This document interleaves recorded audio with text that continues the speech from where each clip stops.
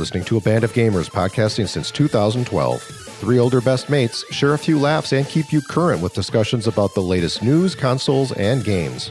Join the conversation and the community. abandofgamers.com.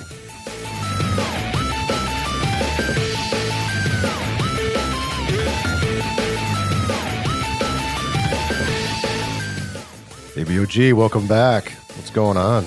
You know a podcast is going on. Is it? You know, as they say, today's the day, tonight's the night. Band of Gamers podcast. Every 2 weeks like clockwork. Thank you for tuning in. In this episode, we got a good one. We got a really good one. I am very excited for this episode, more so than any other in the past. He's fired up. Yeah. Well, we cannot go a full episode without talking about Game Pass. We'll start the show off with your Game Pass update. There's some good news there if you're a Game Pass subscriber. Sony keeps up with a sweet promotion that includes 10 free games without the need of a monthly sub. Whoa. Sony adds a new studio with high pedigree working on a future PlayStation exclusive. And hey, this time, knowing about a game way too far in advance has us excited. Sony puts their name in the front row of a big esports tournament. Man, Sony's doing a lot lately. What the heck is Xbox doing with their Xbox Live now? The clock is ticking on your PS3 and Vita digital content, so be sure and hear that and get on that. I'm going to join my pals here and drink their favorite beer with them. I don't recall ever having one of these before. I probably have, but it's so long ago that I don't even remember what it tastes like. I've been trying so hard not to think about. You've never had one of these? I don't think so. I've had unbelievable. I've had a black and tan, which is like half of this and half of something else. I've had plenty of those back in my heyday, let's say my early 20s. Oh yeah. But I don't think I've ever had a pint of Guinness. So these guys are gonna like not only I'm gonna pour a pint with my guys here, drink it, taste it, but they're gonna like give me all the hints and tips and tell me what I'm doing wrong and how to drink it and how to pour it and all that good stuff. So black and red, mate. Half a Guinness and half a glass of red wine in there. Night. Night. I made a major gaming decision. I told these guys in chat what I did, and they're like, "Oh yeah, you need to talk about that on the episode." So I threw that in the agenda. And then last but certainly not least, Star Wars Knights of the Old Republic dusted off and finally played by Karl. Another one off his backlog. I'm anxious to hear what he has to say about this game. That's a lot. That's a jam-packed episode right there, and we'll try and get through it as quick as we can, keep you to an hour, hopefully. Well, thank you for joining us. You can listen to our past episodes on Apple Podcasts, Spotify, Google Podcasts, iHeart, Pandora, YouTube, or anywhere else you find podcasts. Be sure and subscribe, or if you're an Apple Podcasts, follow. That's a new thing. They have a follow button now. Change the verbiage from subscribe to follow. And you'll get each new episode as soon as they're released. I'm Joel, your MC, recording in Brookfield, Wisconsin, USA. Joining me on this journey, my two best mates. First of all, from Birmingham, England, Darth K. Palm. That, of course, is Karl. Hey, Karl. Yeah, Darth K. Palm. I changed my Twitter handle to K. Palm Death. It was pointed out to me by a buddy, and I was like, K. Palm. It's just stuck after Shane's been calling me this for so long. And yeah, Darth K. Palm. It was a character name that I had on the Knights of the Old Republic. I've been calling this guy K. Palm for like 20 years, and I was sort of fucking hell, do you know what I mean? And then he's all of a sudden now he's K. Palm. Jesus. There you go. That's Shane. He's from Vancouver, Canada, and I got a letter this morning. You got a letter this morning, Shane? What's going on? No, I'm trying, man. Just lots of tunes going lately, man. Just enjoying it, man. It's been all right. We're doing good. We're just waiting for some blockbuster games to come out. It's kind of like a little bit of a lull here in some big releases, but we're coming up to them soon. We're coming up real quick. We sure are. There's a game coming out on April 1st, Outriders. The demo is out now, and this game's going to launch on Game Pass. There's your first Game Pass update of the episode. Outriders launching on Game Pass on April 1st, and all of your gameplay from the demo, all of your progress, your save progress from the demo will carry over to the game. That's so cool. Because this is one of those games, it's not quite the AAA, it's not quite cheap enough to be like, I just have a dip and find out. A lot of people play the demo, and then, everyone's like, oh man, do I really want to play the game again? And the progress is going to carry over. Like that's a little easy way in. And now this is free on Game Pass. Like I'm gutted it's not free on PC, on Game Pass PC, but hopefully, fingers crossed, it will come out there at some point. But yeah, great move. This does look an interesting game. Yeah, I haven't played it. Have you guys played? Have you tried this demo out? A little bit. Karl has, I'm sure. I haven't finished the demo though. Played a little bit, and it was pretty solid. Like it's I'm a fan of the old RPG, as you may know, and this it's pretty good. It's not as polished as as perhaps it could be, but there's definitely some kind of there's promise there for sure. I think it could be a bit of a Game Pass hit. I think they're calling it a beta, right? So it's probably got a little bit of a little bit of rust on there. And speaking of RPGs, maybe this one's in Karl's wheelhouse. Octopath Traveler, also coming to Game Pass. I think it's out there now, actually. It was previously only available on Switch and PC. Mm-hmm. Yep, it's out there now. It's really cute, this game. I started playing this and I fell off it. It went straight into the backlog. And it is lovely on the Switch. Like, it's great to pick it up and play, take it around with you. But when it was released on PC, then I think that's where people are saying the definitive place to play it is. But yeah, great. And again, a great one to be dropping into Game Pass. This is a quality RPG. Some people say one of the best RPGs ever. And, if you like those old, little cute little 16-bit sprites and turn-based battles and stuff, you get in on it. I like the art style to this one. I'm not an RPG guy, so none of these games are in my wheelhouse.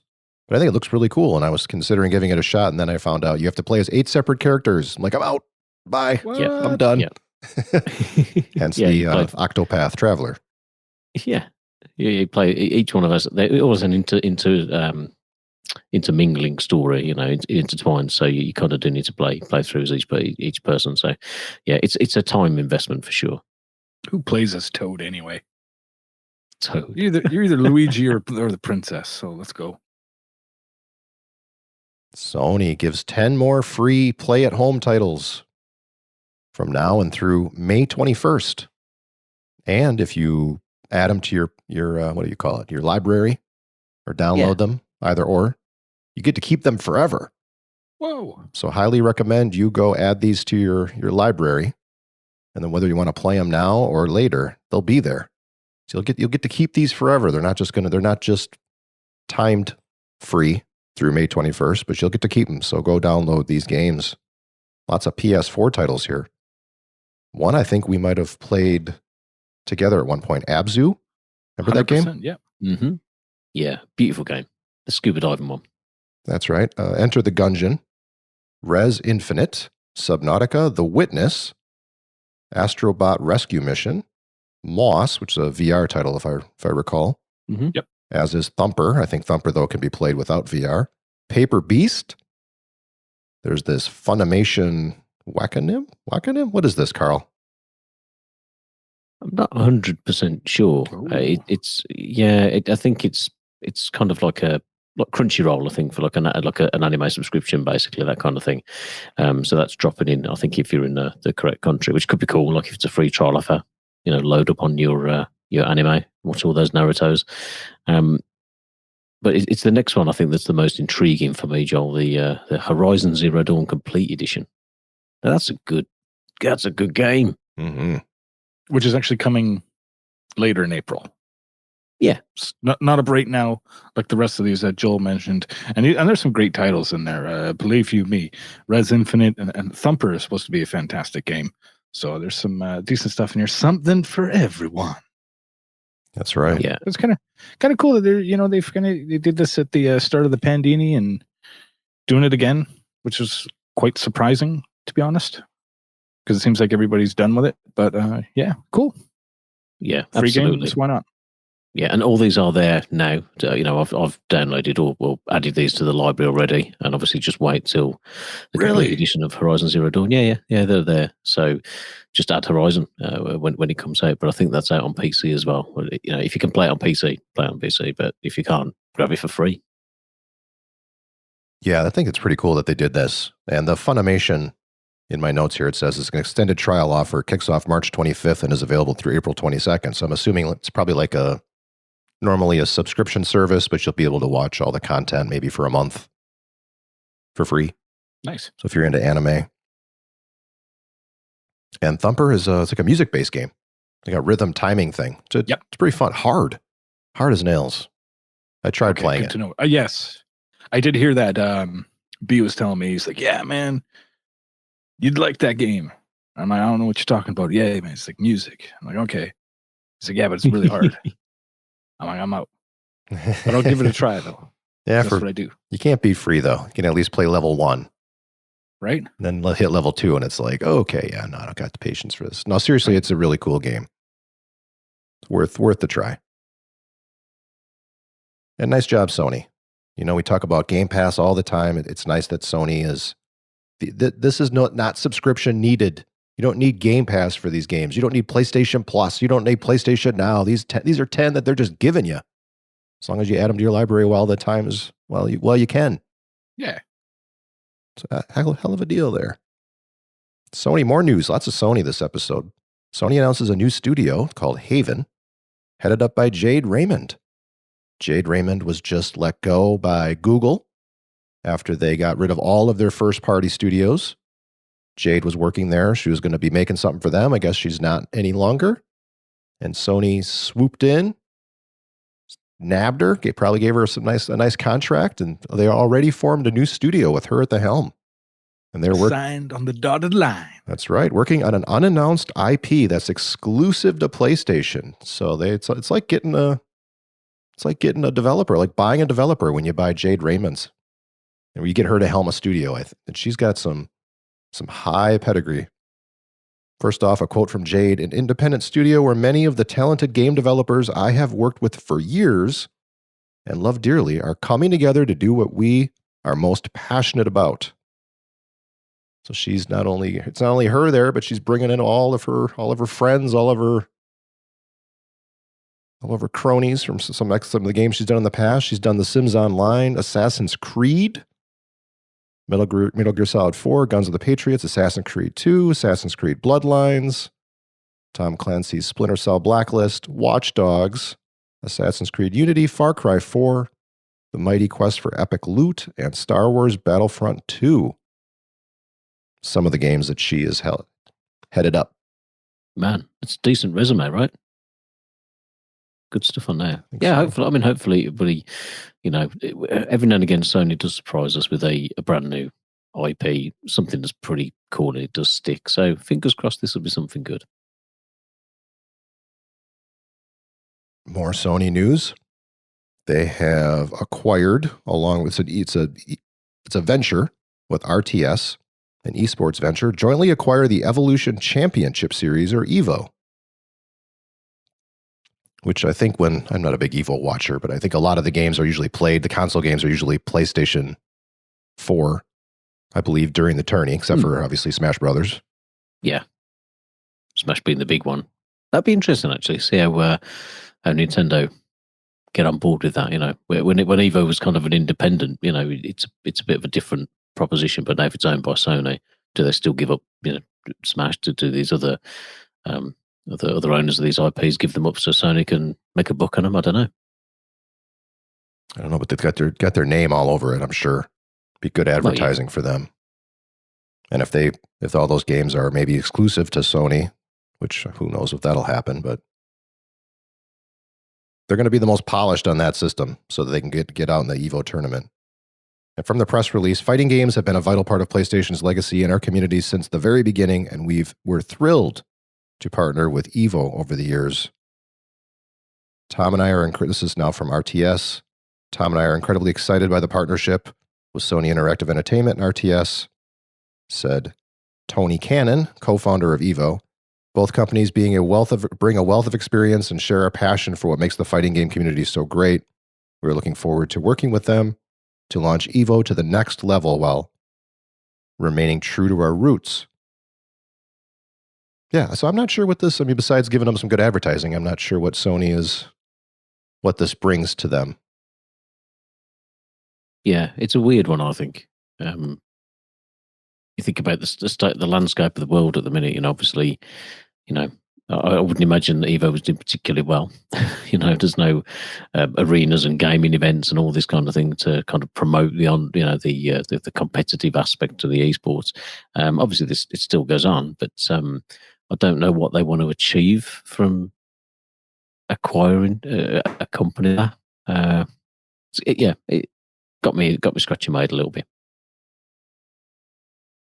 In Xbox news, Xbox Live is rebranding to Xbox Network. Here's a quote given to the Verge website. Xbox Network. Xbox One, Xbox Series X, Xbox Live, Xbox Game Pass, Xbox Network. It's like a big tongue twister. Cut me some slack when I can't even say these words right. I'm trying to read it and I can't get it right. Xbox Network refers to the underlying Xbox Online service, which was updated in the Microsoft Services Agreement. The update from Xbox Live to Xbox Network is intended to distinguish the underlying service from Xbox Live Gold memberships. Do we think this is necessary? I don't get. I don't get, it feels to me like, Microsoft have got you can see that they've got the big table, everyone's around it, firing off these brilliant ideas, and there's got Game Pass killing it, all this stuff. Let's buy Bethesda. Someone's hands up at the back, and there's the dude in the corner who really is just there for the sandwiches, and he's like, "I know, let's change the name of Xbox Live." And they're like, "We've got to give him something." So, sure, I guess. Cheers, Tom. Let's do that. And why would you change it? Like Xbox Live, it's such a recognizable brand in itself, right? Like, with PlayStation Plus is, everyone knows PlayStation Plus. Like, I think when you combine things into one ecosystem, that's absolutely fine. But I think changing the name from Live to Xbox Network, I don't know. It just seems an unnecessary step. I mean, sure, change the name.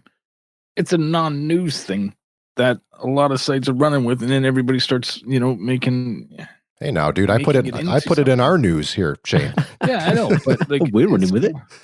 We run with everything, though. That's what we do. You're going to get it all from the top to the bottom. Right? I don't know. No, the reason I brought it into our show here is because I've said in the past that I think Xbox Live should go away. I think they should just have one service that includes Game Pass and Live and everything. You pay your monthly fee and you get Game Pass and everything is in there. Sure. Having a separate Xbox Live, and they already now are starting to do what PlayStation's done previously, somewhat. Some of these big games like Fortnite, Destiny 2. Rocket League, you do not need Xbox Live to play. They're starting to do that. So they're starting to get to allow those free-to-play games to actually be free on Xbox Network, which they have to have a different name for, because Xbox Live you have to pay for.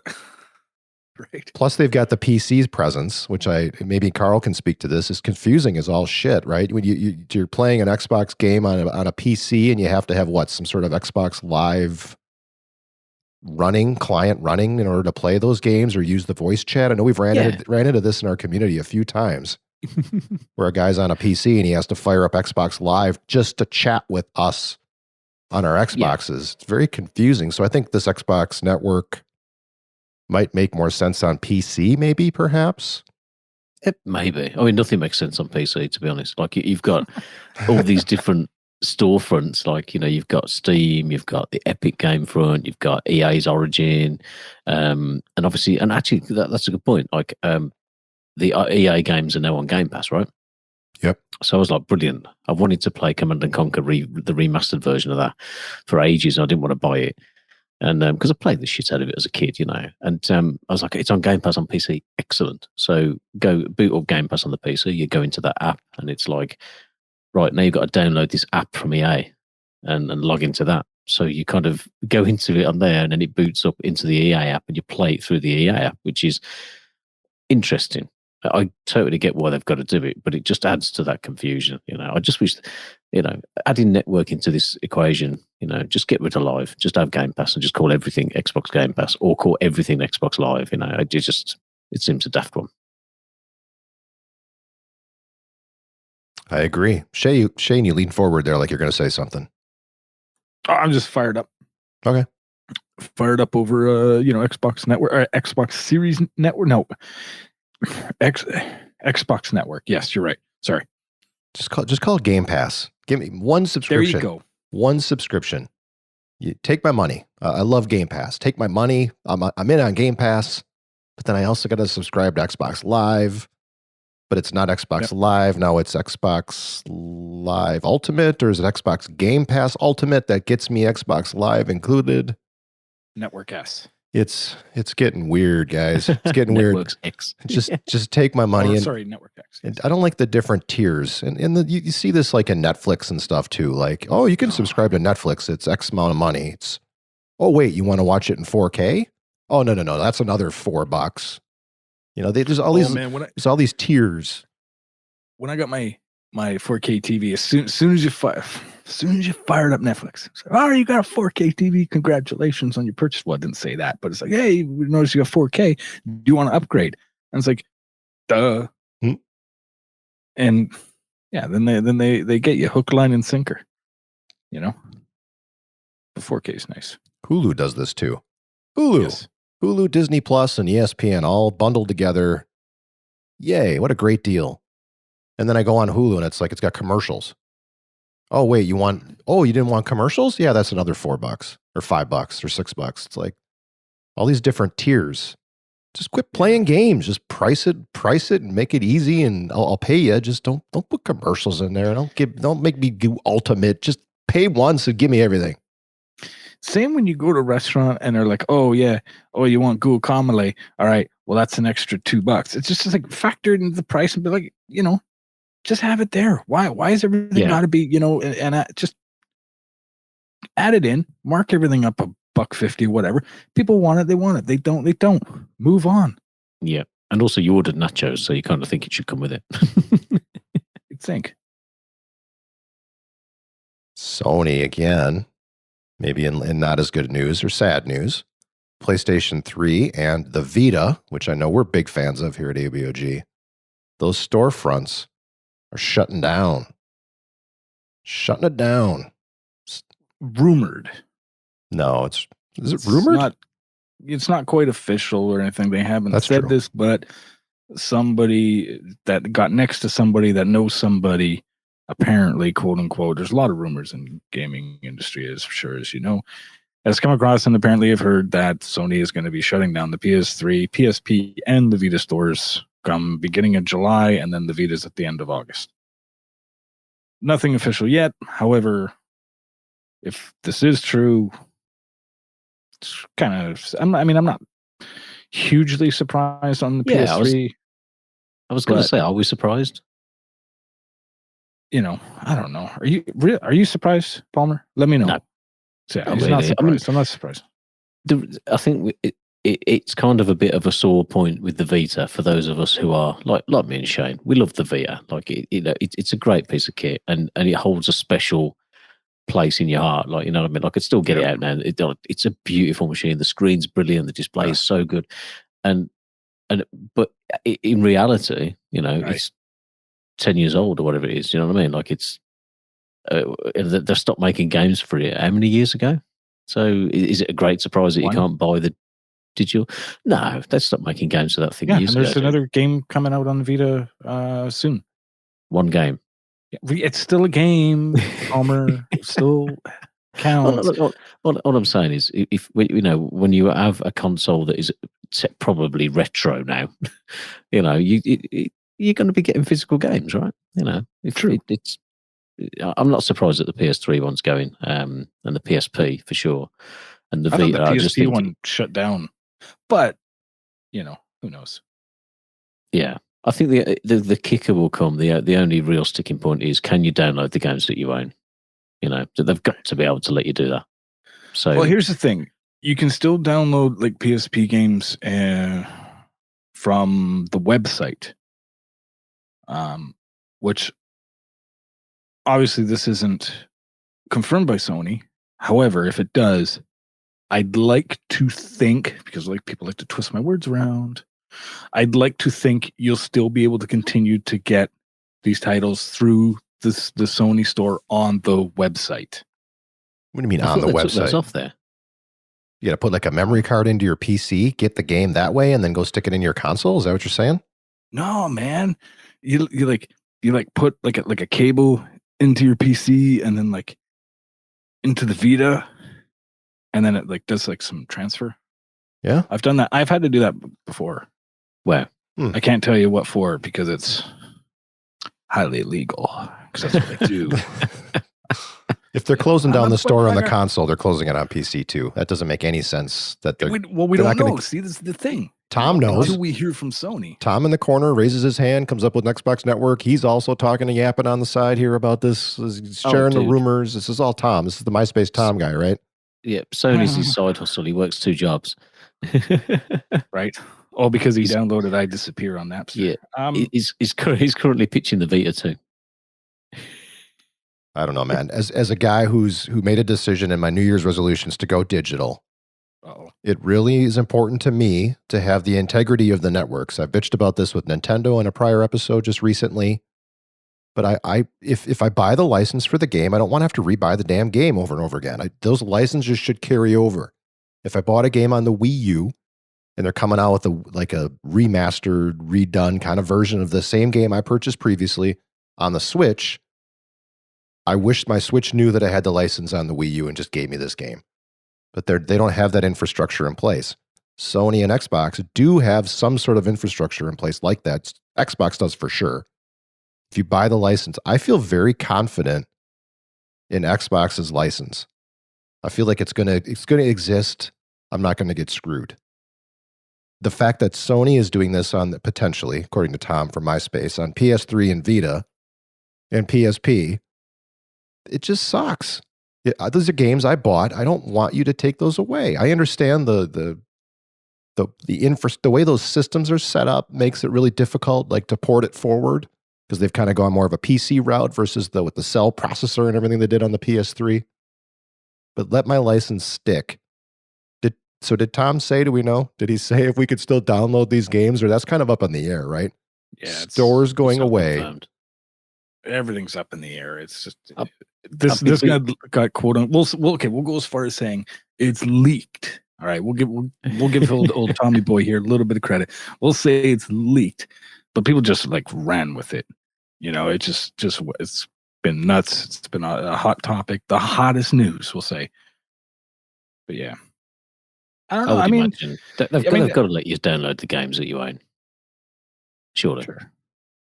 If the store's not there, then the hook to get the game's not there either. I mean Well, if they give you But enough could time just to do download the easy it. thing. You could just go through your download history, and it's easy, right? you got to go get them now, though, right? Go download them now while they're still there. Yeah. But before, if Tom's right, before these go away, go grab everything, and then you're good, right? Unless if they give you unless it enough requires time. online something or another, and that probably doesn't work. Yeah, give you enough time to download it. If you want to drag your feet and then cry and bitch and moan afterwards, that's on you. But if this is the case, give enough time, give 6 months or whatever, give enough time for people to do that. And then it's whatever. It's on you. You don't want to download this phone. Well, if you listen to ABOG, we just gave you like a month's notice here. Go Yeah. 3 months, right? You said July. You said July and August. Plenty of time. That's what Tommy's saying. So, Tom. Ever since Timmy Chunks. MySpace blew up, dude's just been an annoying prick. that's what I'm saying, man. Adding some news here. I crossed it out in the agenda, but I'm adding it because we got a little time, I think. This is a rumor. Yes. Tom might be sharing this one too. I'm not sure. According to Tom, Microsoft is in discussions to buy Discord. And the rumor is $10 billion I've heard for Discord. You can That's a bill. download it for free. I know, but they have just so many users in there that apparently its worth is just ridiculous. I feel like Dr. Evil's leaked this rumor. $10 billion. Yeah, exactly. Right? Like, it was like, really? How could Discord be worth 10 billion? That's my Come first thought. Like, if anybody's going to spend 10 billion, and what do you gain from this? Like, really? Users. Nothing. But these users, The users are already out there. They're already out there. They're using Microsoft is- Discord to play PC games with their mates. Like there you go. Or they're already on other platforms and stuff. You know, me and the boy play on PC. You know, we use Discord. You know, but we're playing games on Steam, or we're playing Valorant, or you know, whatever. Like it doesn't unless they made that exclusive to Xbox. Like so, you log in on Game Pass or whatever you're doing on PC or playing an Xbox game. In which case, all those users just bugger off and use something else. There you go. What if you use it for? What if you use it for communicating, like in your cloud games, your PC games? What if you use the infrastructure there with Discord, and all those people have got Discord accounts?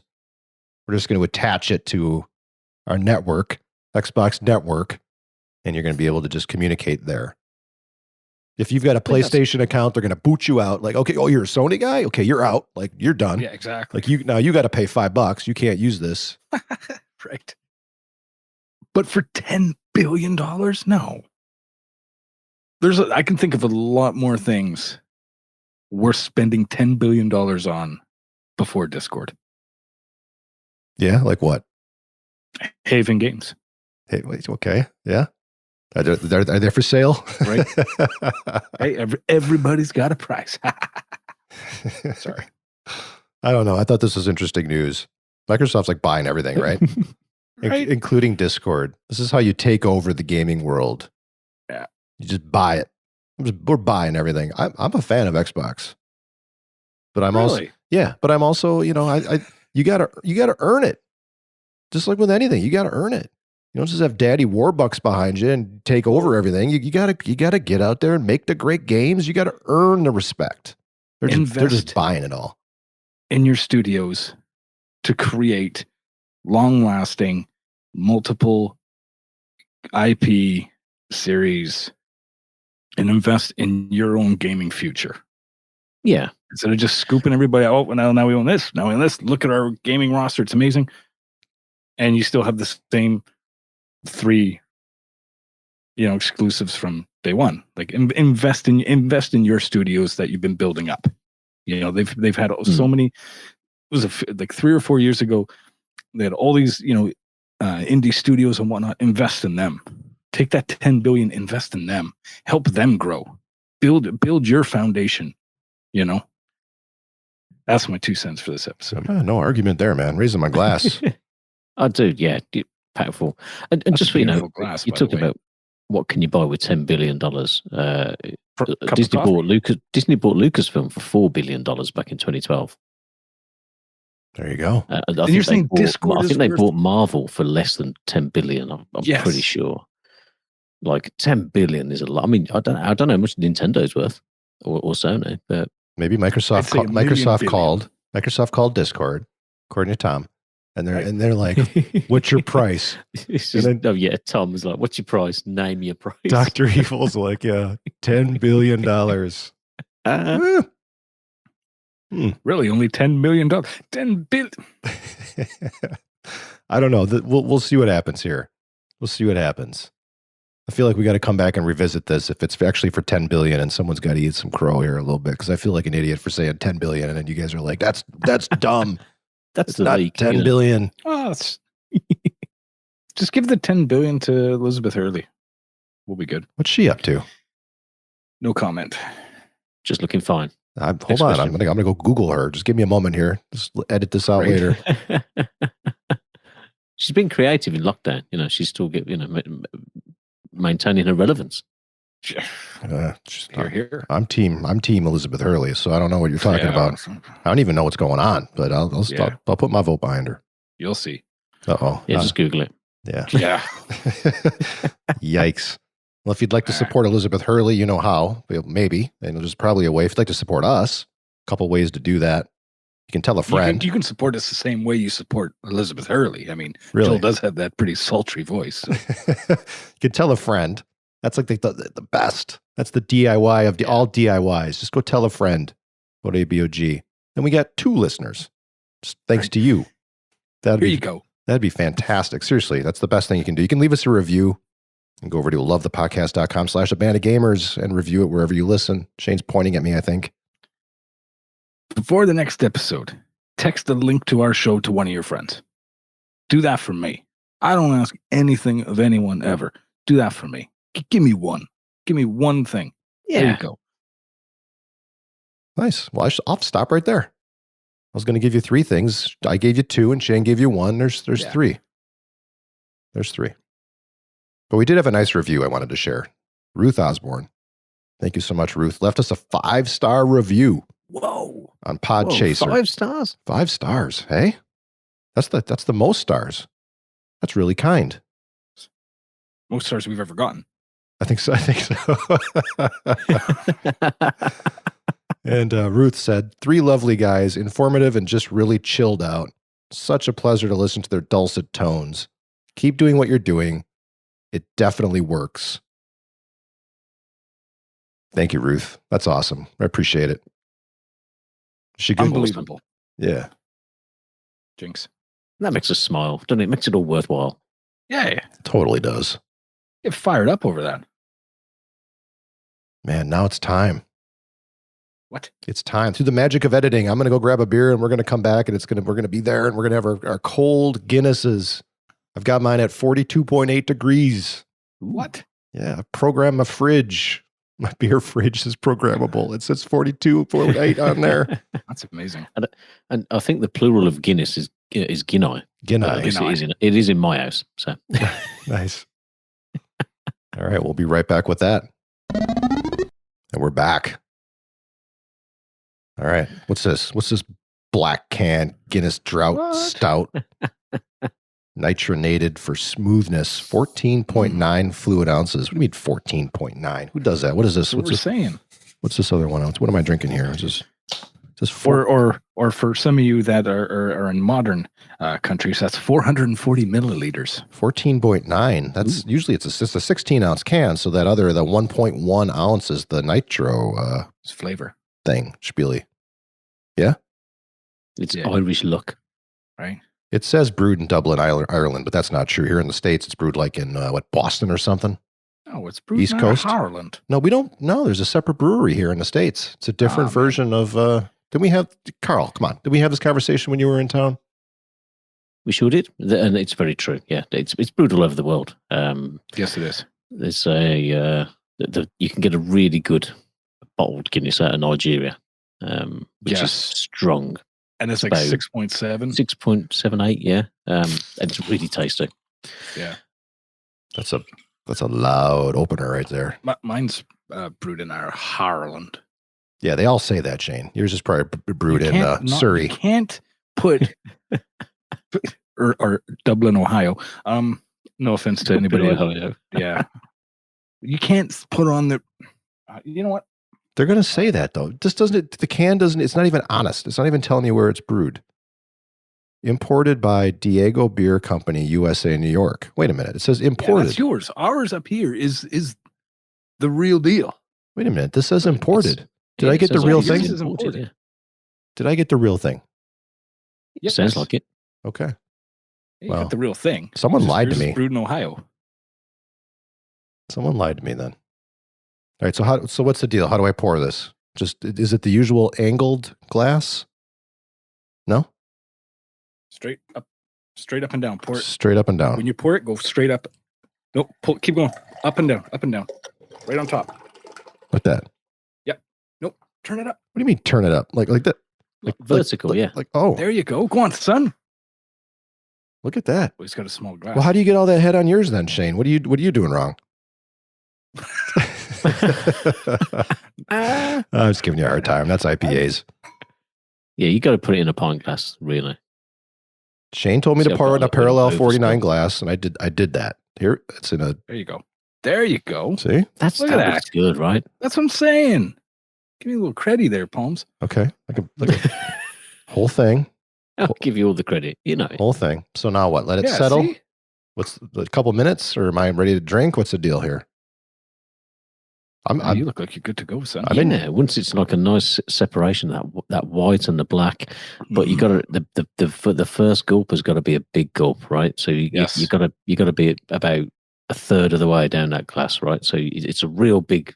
Give it a few chugs. Gulp, right? A third. Give it a few chugs. Me a few chugs Like, without like breathing. you're thirsty. You just came back from a run. Like, all right, Okay. give it a few All right. of those. Here we go. Okay. Let's go, boys. See, Karl did a Good third crack, there.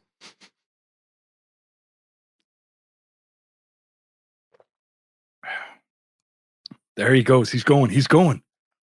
That's Look it. at that. He just did it. That's different. All right. There you go. So here's the deal with me and stouts. I'm not a big stout guy, but 1840, my guys at 1840, they got me into stouts, but they're more like Italian drinking chocolate, African drinking chocolate. They're the thick, like sweetened, Flavored. Yeah. But this has has its own thing going on compared to that. Kind of like it. Yeah, I like the aftertaste on there. Right. It kind of spanks you back. Like, hey, you just had something different there. I'm not used to that flavor. It's unique compared to what I'm used to. Totally. It's got a real thickness to it and like a velvetiness, but because it's Very quite velvet. weak, it's quite watery. So like it's more refreshing than a thick stout. You know what I mean?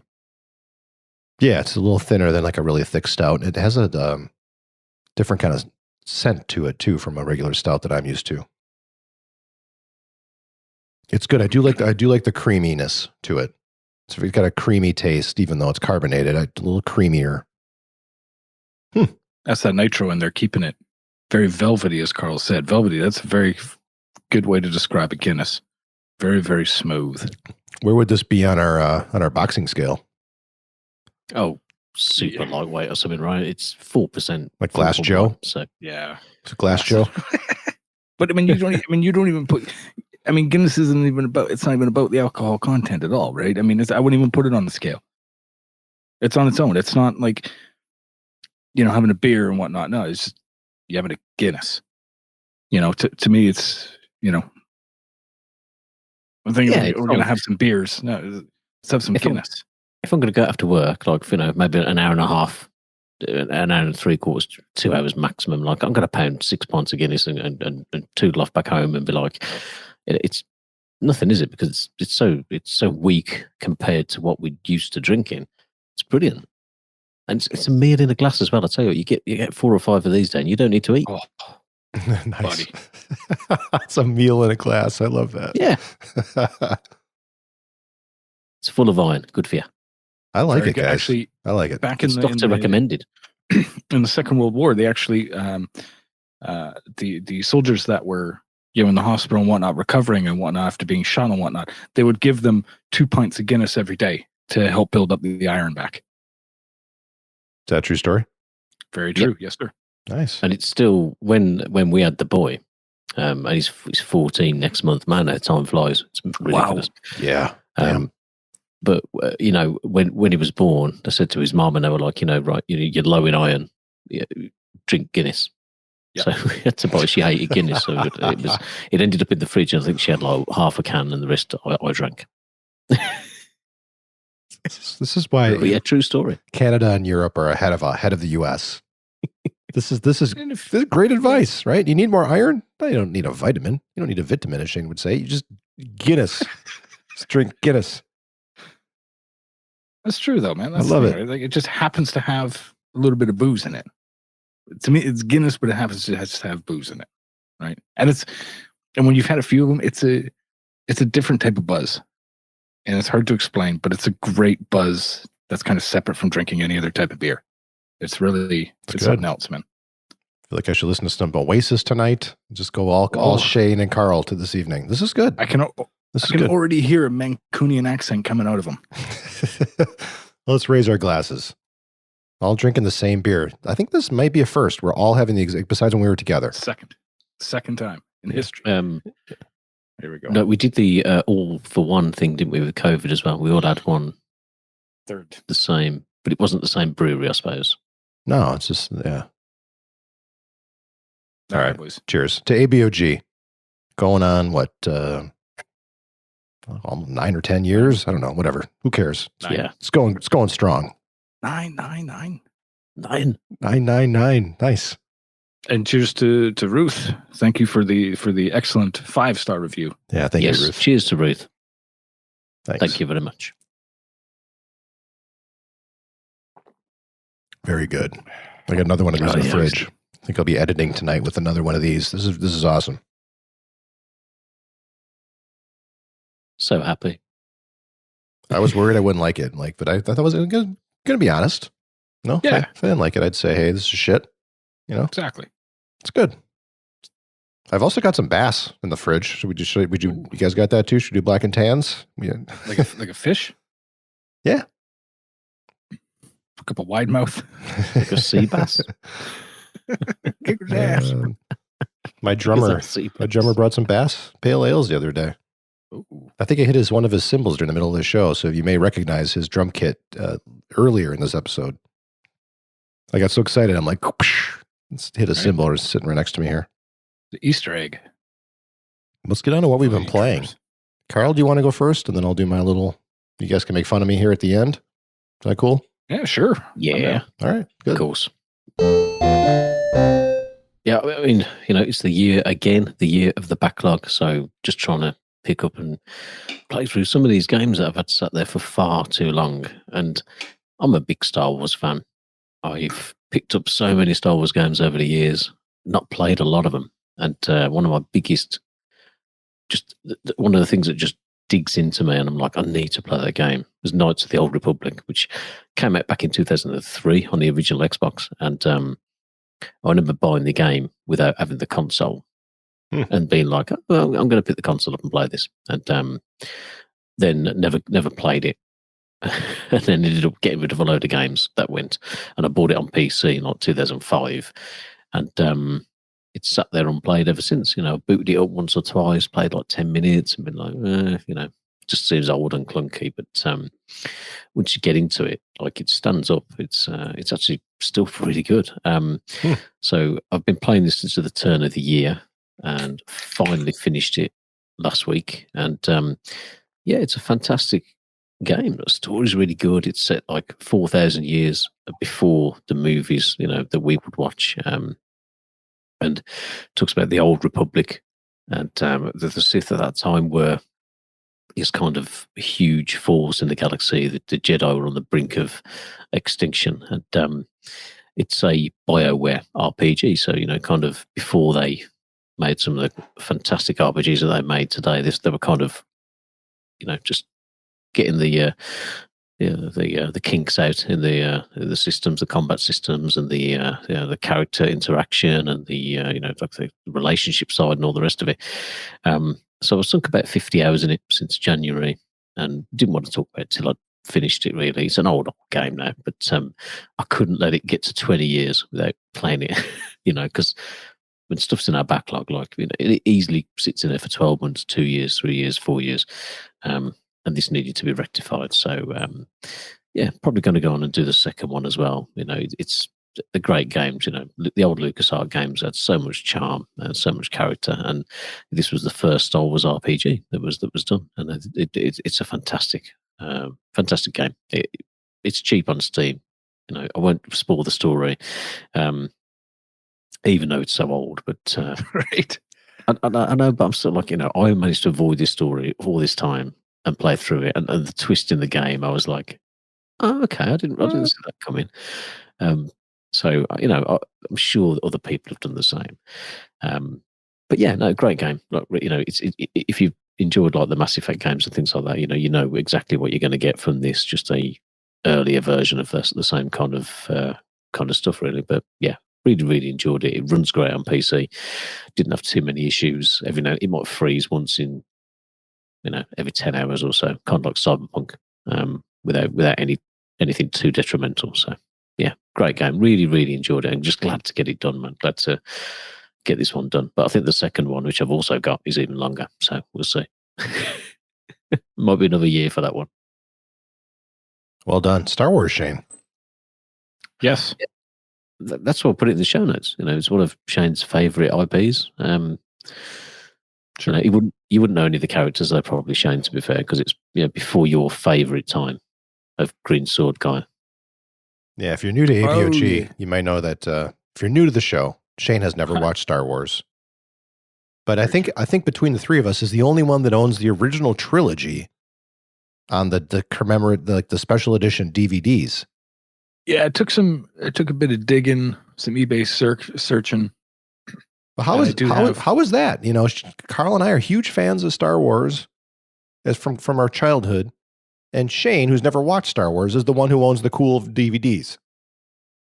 I found them. Yeah, I was because I swore that I'm not going to watch them unless they're the original theatric versions. Which I've sent it to many Star Wars fans, and they all right, fair enough, exactly. Like, or I always get it's not really that big of a deal, man. Like, it kind of is. It kind of is. No, it is. Totally is. That's what I'm saying. That's what I'm saying, man. Let me experience the way people experience it for the first time. That's all I ask. So I do have them. I must admit, though, I remember when we played the Star Wars Battlefront when it was rebooted on this generation of consoles, and we had a Band of Gamers community session going for weeks and weeks and weeks. It was great fun. And I remember just playing with Shane, and I didn't know that you'd never watched the movies. Oh, really? And you're like, oh yeah, man, I'm gonna, and you picked up the hero token to be Luke Skywalker, and you're like, oh, it's Green Sword guy, and you referred to Boba Fett as Johnny Jetpack, and I just lost my shit. I just thought it was so funny.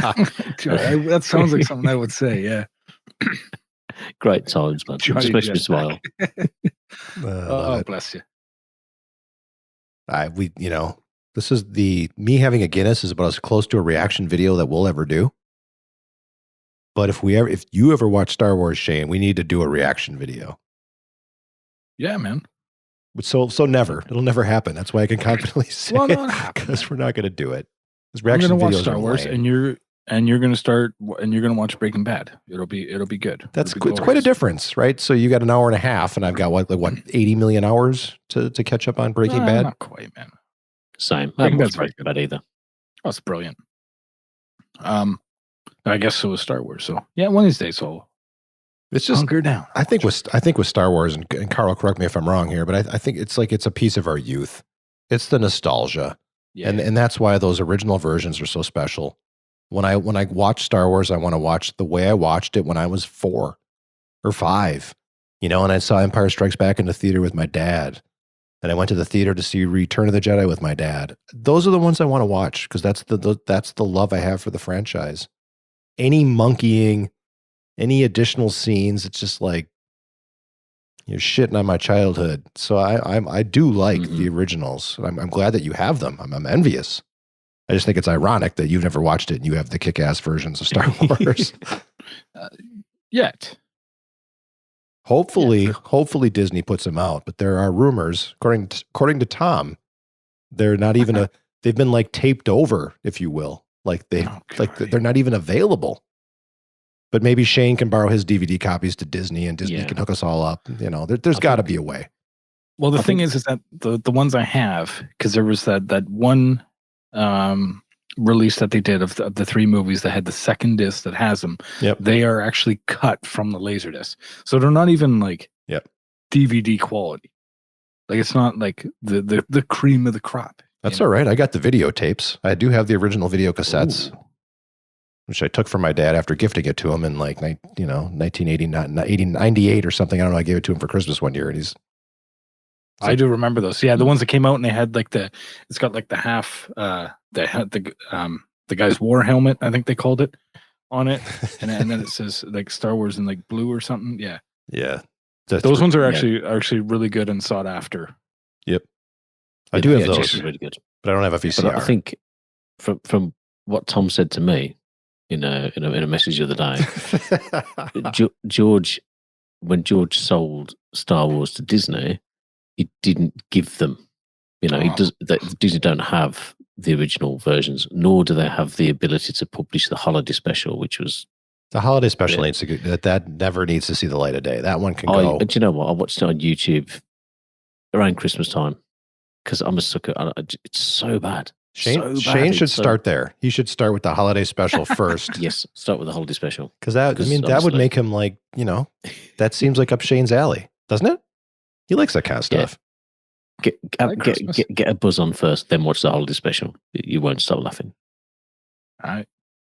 but without the context of seeing Star Wars, would the holiday special even make any sense? Oh, it's still awful. Who cares? That's where you should start, Shane. That's cool.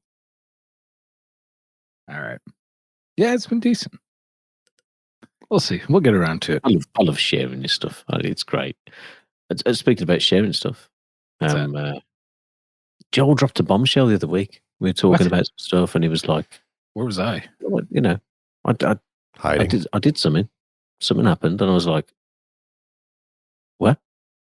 I did. Tell us about it." Yeah. So my wife and I are the opposite of hoarders, and I blame that. I blame that Hoarders television show. Good. You guys ever see that? Hoarders. Don't blame them. Thank them. Hoarders, where they have people who are like in a house full of like newspapers from like 88 years ago, and there's like 18 cats. There's like a goat that lives in the other room, and they don't even know the goat lives there because there's so much other shit in their house. Oh, don't, buddy. Oh God, it's so crazy. Like you're pulling out like boxes, and there's cat carcasses. These people are nuts. We're the opposite of hoarders. Like if I leave something on my kitchen counter for more than 10 minutes, my wife's like, "Is this garbage or what?" Like it's out. It's out. Respect. But I've got one little space in our house. I've got the whole basement. We redid our basement, and we designed it. I got my little studio here with the podcast and my band equipment.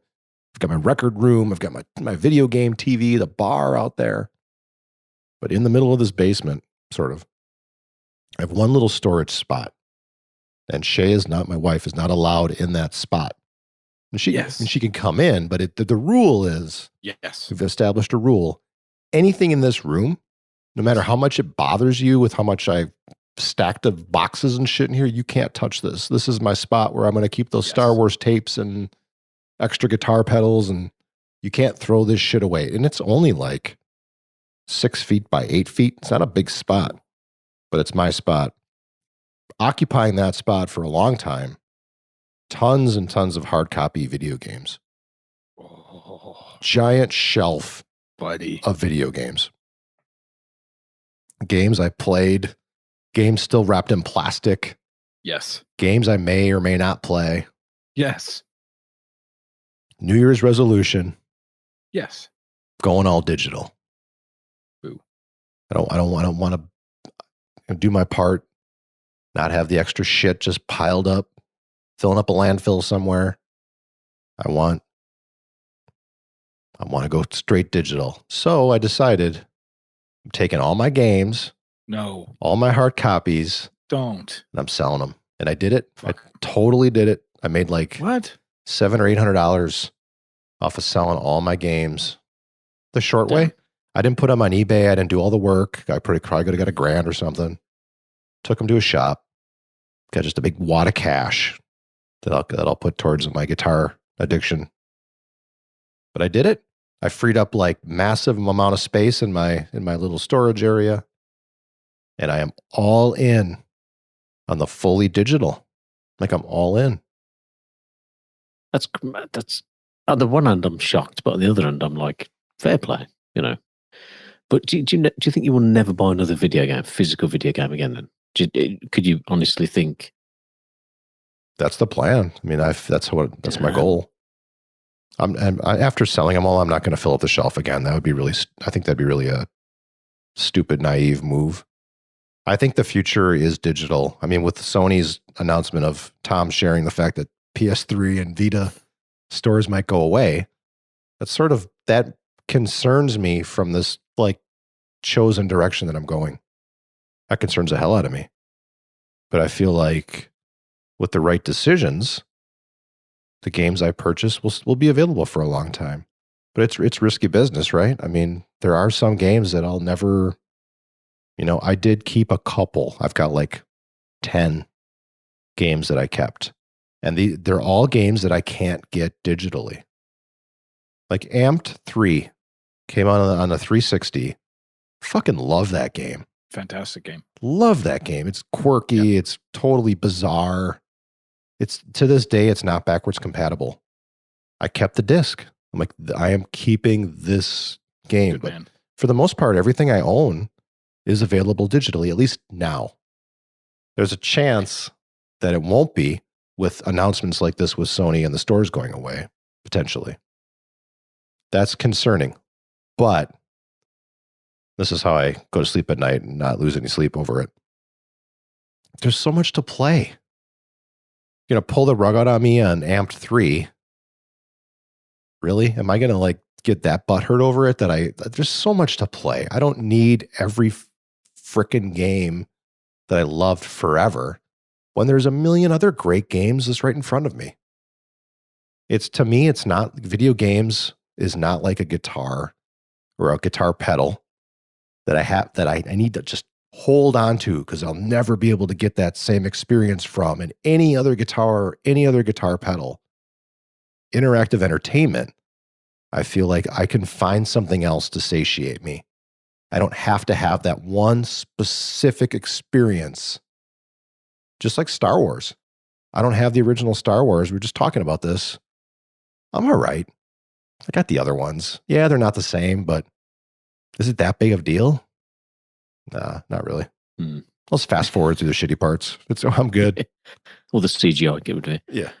You make a good point. I think there's plenty of times in the past when I was a lot younger and I trade in consoles. Like, you went through a cycle. The next gen would come out, you trade in your old one, get a new one, and I regret that with certain things, but not all of them. I don't regret every game I've ever traded or got rid of, because sometimes you know that you're going to play through a game once and you're never going to touch it again, which is why I want the option of physical media. I can buy it and sell it or rent it, and I don't have to have it just stuck there as a digital thing. But with something like a musical instrument, I've sold guitars, I've sold drums, I've sold stuff like that in the past, and I've always regretted it. No matter what I've sold, I've always regretted it, because you're right, you can't get that particular feeling back again. But with the games, there's always something else that you're like, oh man, this is great because I enjoyed this and this is just like it, So I kind of understand that.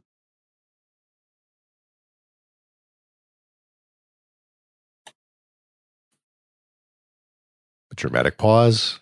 Right. Shane mutes and unmutes again, and now he's going to say something. We're at a weird kind of crossroads with this in gaming. Is it the beginning of an era where we'll always be able to play last gen's games on our current gen consoles? And I don't mean, 1X, Series X, PS4, PS5. It's going to be like this going forward. The architecture of the systems isn't going to change much.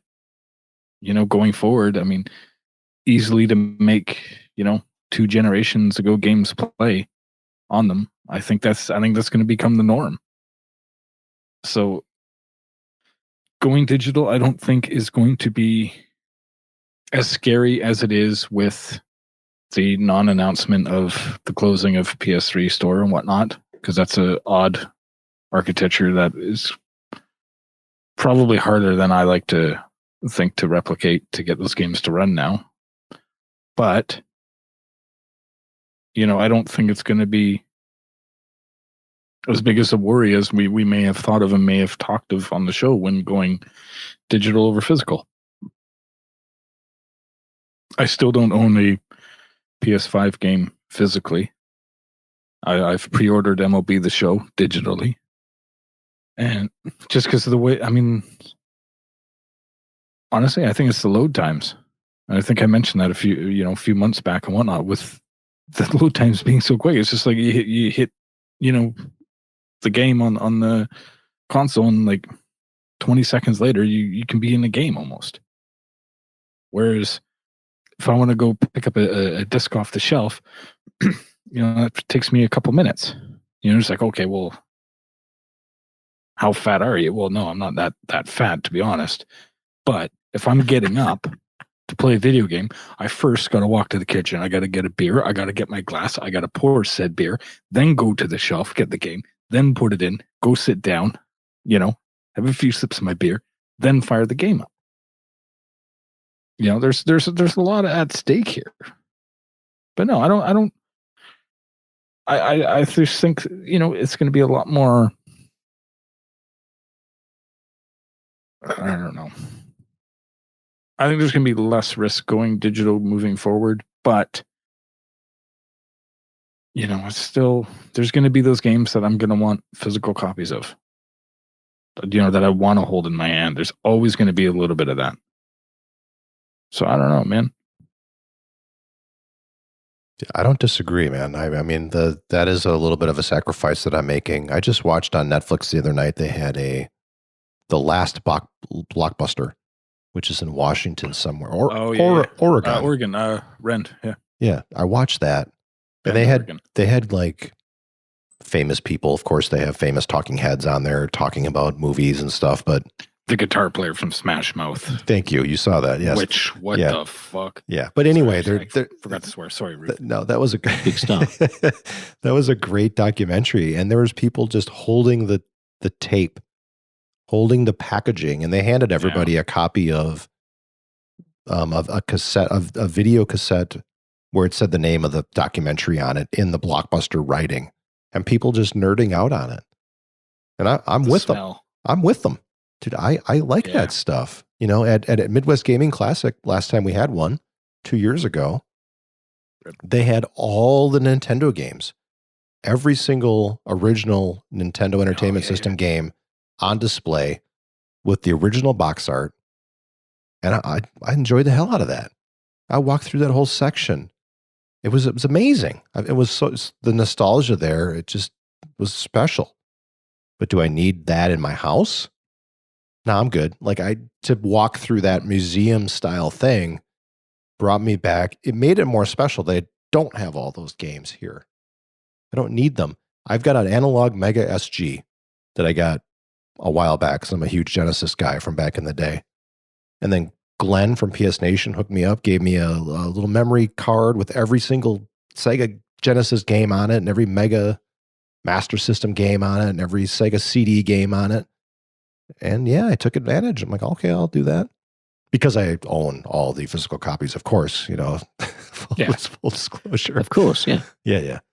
But there are ways around this. And now I have all of those games and I'm cool. I don't need the box. And I think that's the future. The future is that there is always going to be a way to play these games. Yeah. But I do admire the shelf. I'm just not a hoarder. I started this whole thing by saying that, right? I don't want to have all this shit laying around. And I have another guitar addiction. So I spent a little money I got rid of everything and contributed towards this other hobby I have. Yeah. Good on you, man. I thought you guys were going to lay into me here. I mean, I was expecting it. You should. Well, I am a little bit bummed that you didn't give me first crack. I mean, let's be honest here. But no, I get that, dude. We could have bought that off. Dude, I've just finished a game from 2003. I'm in no position to add to my backlog. Let us know what you think. Lay into me, please. abogpod@gmail.com. I can handle it. Come at me. Bring it. Find me on Twitter at 5spotjoel. Be curious to hear your thoughts. Decision I made. Lots of money gained. I figured the longer I waited, the less money there would be. Yeah. Get rid of them now. A lot of them were the last generation, as far as like Xbox One, PS4, a lot of which I own digitally. And here's the irony. I sold all the games, and I got in the mood to play Red Dead 2. Yeah, that's what that I owned on disc. I had to buy that fucking game again on digital to play it. And of course, it's not on sale. Full $60. Bought it digitally, but now it's there on the console. And by the way, no load times in Red Dead 2. Nice. Holy shit, dude. No load times. How are you getting your ironing done? What a difference that makes. No ironing. I'm out. What a difference that makes.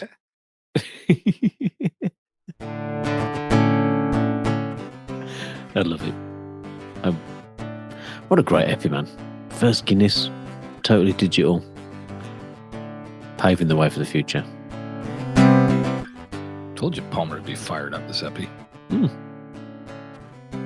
Might need another beer. Might need another epi. Well, that'll happen. 2 weeks. Double. Anything else, gentlemen, before we shut her down for 2 weeks? All right. That's about it. All right. Very good. All right, everybody. Thank you so much for listening. We appreciate you. Tell a friend. What was Shane? What was it? Send a text with a link or something. What's your? Tell a friend. Thank you. All right. Cheers. Adios. Good night.